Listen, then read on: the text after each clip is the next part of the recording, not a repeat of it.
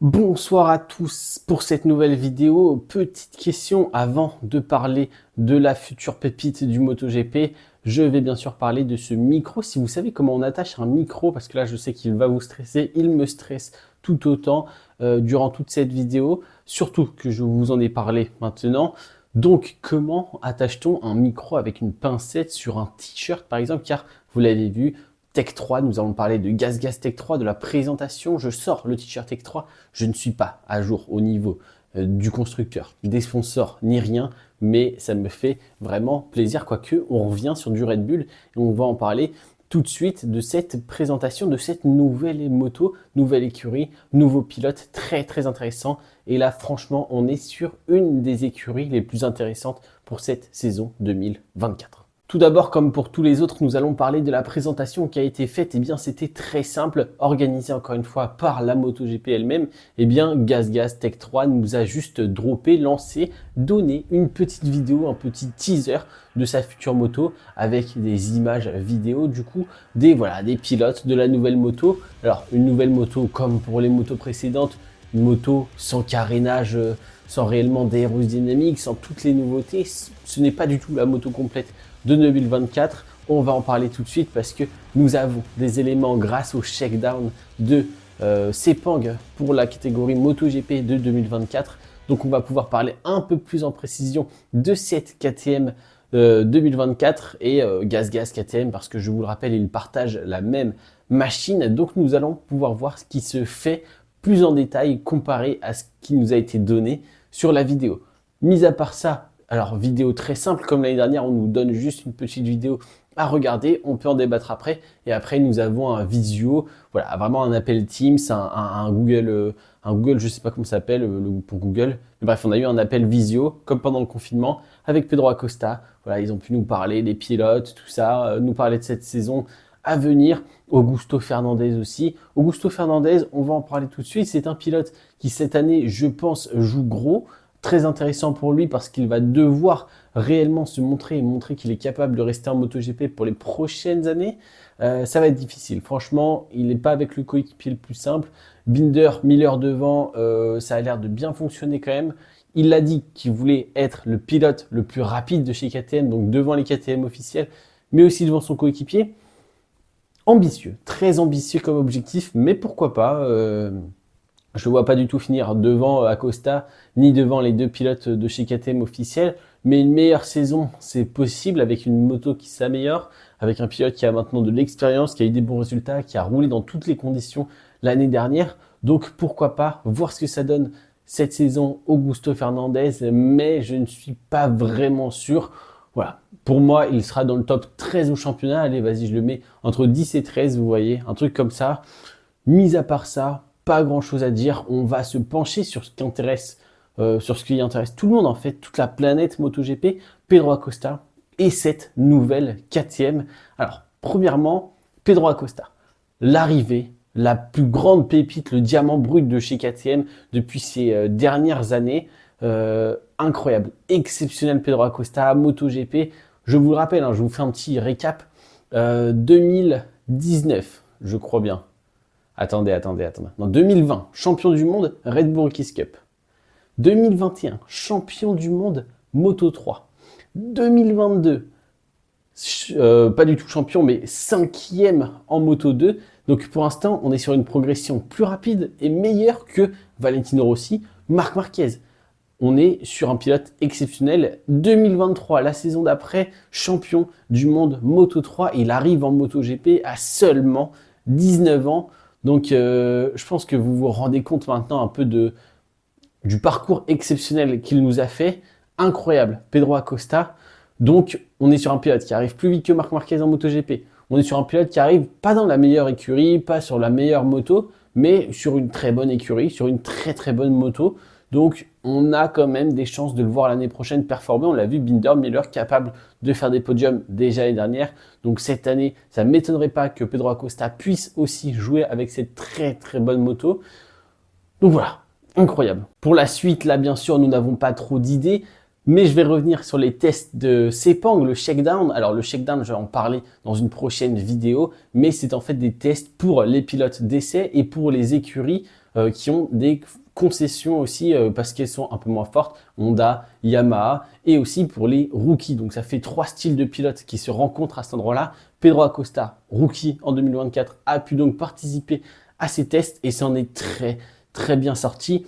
Mais même avant ces tests, pour moi, Pedro Acosta, ça joue une grande place dans le championnat du monde. Pour moi, c'est largement dans le top 10. Pour moi, c'est largement... Voilà, Pedro Acosta, pour moi, il sera dans ce top 8, top 7 au championnat du monde. Quoi que les gens disent, j'attends beaucoup de sa part. On attend peut-être beaucoup trop de sa part, tout ce temps qu'on est. Je pense qu'on peut attendre beaucoup, mais on se doit aussi d'avoir ce truc d'objectivité, d'avoir ce petit point objectif quand il va arriver sur ses premières courses, quand les premiers résultats vont tomber. Si pendant les 3 premières courses, on a une chute, on a des courses de sprint pas réussies, on n'a pas des podiums, on a des courses hors des points, je pense qu'on se doit d'avoir tout simplement cette objectivité et de revenir sur le parcours général et sur ce qui est en train de se faire. Alors certes, il arrive plus vite en MotoGP que Marc Marquez, mais je pense pas qu'il va gagner comme Marc Marquez dès sa 3e course aux États-Unis. Donc ça reste à voir. On est sur des choses assez différentes. Mais pourquoi pas? Je pense qu'on peut faire de très belles choses. C'est pour ça que je le mets dans le top 7 au championnat du monde, selon moi, selon mes pronostics.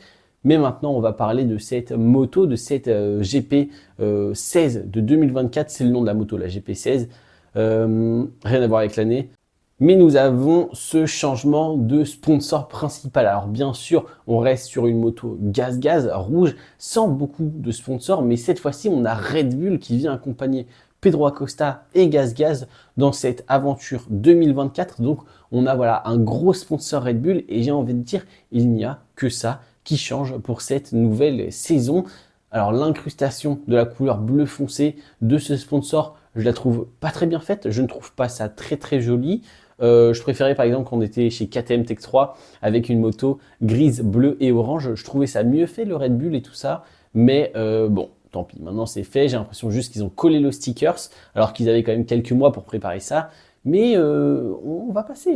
On reconnaît la gaz, on reconnaît le sponsor Red Bull, c'est le principal. Les deux sont très bien vus quand on voit la moto. Et voilà. Maintenant que nous avons parlé de cette nouvelle livrée, de ces nouvelles couleurs pour Gaz, penchons-nous plus sur l'aspect aérodynamique, sur l'aspect technique de cette nouvelle moto. Donc Pedro Acosta partagera bien sûr cette moto avec Binder Miller et Augusto Fernandez, mais on l'a vu l'année dernière, les améliorations n'arrivent pas réellement, tout le monde n'utilise pas les mêmes choses et elles n'arrivent pas au même moment. Bien sûr, l'écurie officielle est privilégiée quant aux améliorations aérodynamiques et techniques, donc elle bénéficie des améliorations plus tôt. Mais peut-être que Pedro Acosta va changer un petit peu la donne si les résultats, ou Augusto Fernandez, si les résultats sont très bons, pourquoi pas alors leur permettre d'essayer des pièces en premier ou en tout cas en même temps que les pilotes officiels. Donc au niveau, bien sûr, de cette moto pour 2024, on va commencer par l'arrière, sur la coque arrière, sur cette boucle arrière, toujours cet aileron arrière énorme, proéminent là. Donc on est sur cette forme rectangulaire et on utilise aussi, Pedro Acosta on l'a vu, utilisera soit l'aileron ultra détaillé qu'on a pu voir l'année dernière, notamment sur Jack Miller au Qatar, soit un petit peu moins détaillé. Il y a 2 ailerons, il y a 2 possibilités. En tout cas, c'est des ailerons assez différents mais qui sont très travaillés, très poussés au niveau de l'aérodynamique. À voir ce qu'ils utilisent, peut-être que ça dépendra des circuits, de leurs caractéristiques. Donc on va voir, mais en tout cas au niveau de cet aileron arrière, c'est quelque chose qu'on a déjà vu en fin de saison dernière et qui va bien sûr arriver sur cette gaz. Pedro Acosta a pu essayer tout ça durant les shakedowns. On va voir ce qui se passe par la suite, mais au niveau de l'aileron arrière, pas d'énormes changements. C'est toujours la même chose que pendant les 3-4 dernières courses qu'on a eues à la fin de 2023. Et au niveau du bras oscillant à l'arrière, on a toujours ces, comment on peut appeler ça, ces espèces de flaps, ces espèces de flaps latéraux, de dents de requin qui tombent en fait sur le bras oscillant arrière, voilà, pour venir diriger l'air autour de la roue arrière pour éviter au maximum les turbulences dans la jante, en fait, dans cette roue arrière. Donc ça va permettre au vent de s'écarter un petit peu si vous voulez, hein, je vous la fais très simple, et donc de moins perturber la roue arrière qui est en train de tourner. Voilà l'utilité un petit peu de ces flaps. On a aussi bien sûr le déflecteur en dessous du bras oscillant qui a exactement la même utilité, mais cette fois-ci pour le bas de la moto. Donc sur ces points-là, on n'a pas énormément d'amélioration. Sur l'avant, par contre, nous avons des options, des nouvelles choses, des choses assez différentes. Tout d'abord, on va parler de ces gros ailerons, de cette bulle avant qui change un petit peu par rapport à l'année dernière. On a quelque chose d'un peu plus arrondi, on a quelque chose d'un peu plus, j'ai pas envie de dire plus travaillé parce qu'en fait ça a l'air plus simple, mais c'est plus arrondi, c'est moins brut, c'est moins 2 plaques de carbone qu'on a collées comparé à la saison dernière.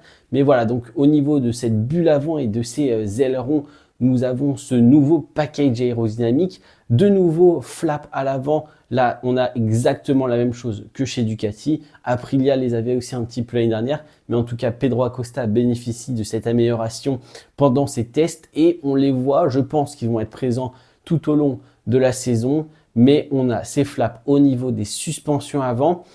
Ça a l'air de plutôt bien fonctionner. Martin et Bagnaia les avaient, Pedro Acosta les a aussi.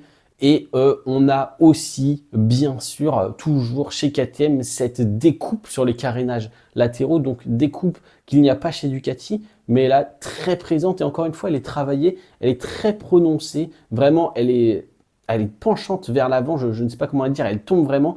Ça permettra bien sûr d'apporter un maximum d'appui aérodynamique sur l'avant de cette moto. Et voilà, on n'a pas énormément d'autres changements au niveau des carénages avant et des carénages latéraux. Au niveau des jantes, c'est pareil, ça reste assez sobre. On n'est pas comme chez Aprilia ou d'autres marques.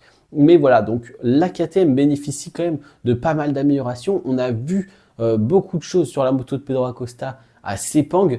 Donc, on peut s'imaginer que ça ne s'arrêtera pas là, notamment quand on voit ce qui se passe sur les KTM officiels de Pedrosa et de Pol Espargaro. Mais ça, on va bien sûr attendre la présentation de KTM Red Bull officielle, l'équipe usine, pour en parler. Mais voilà, donc Pedro Acosta, on voit qu'il bénéficie quand même de beaucoup d'apports aérodynamiques comparé à l'année dernière. La moto semble vraiment se développer dans le bon chemin. On n'est quand même pas si loin du concept aérodynamique de chez Ducati. On a cet aileron arrière très travaillé. Donc Pedro Acosta, Augusto Fernandez semblent avoir une moto qui se dirige dans le bon sens et qui semble se développer plutôt très bien. Donc on va voir ce que ça donne l'année prochaine. Des super résultats pour Pedro Acosta. Je vous donne juste un petit truc comme ça. Il a fini premier de cette dernière journée à Sepang. Plus rapide que Quartararo, plus rapide que Dani Pedrosa, plus rapide que Juan Mir, Marini. Donc incroyable Pedro Acosta. Bien sûr, les autres pilotes n'ont pas tout tenté. Lui, il est sur son 3e jour de test. Il va bientôt réavoir 3 jours. Mais je pense que c'est une très bonne en matière pour le jeune pilote espagnol. Et on ne peut qu'attendre de très grandes choses. Donc, dites-moi ce que vous pensez. Mais je suis hyper hypé par cette écurie Gaz Tech 3 Red Bull machin chouette. Donc voilà, parfait. Nouvelle moto. À plus dans une prochaine vidéo. C'est Théo. Ciao.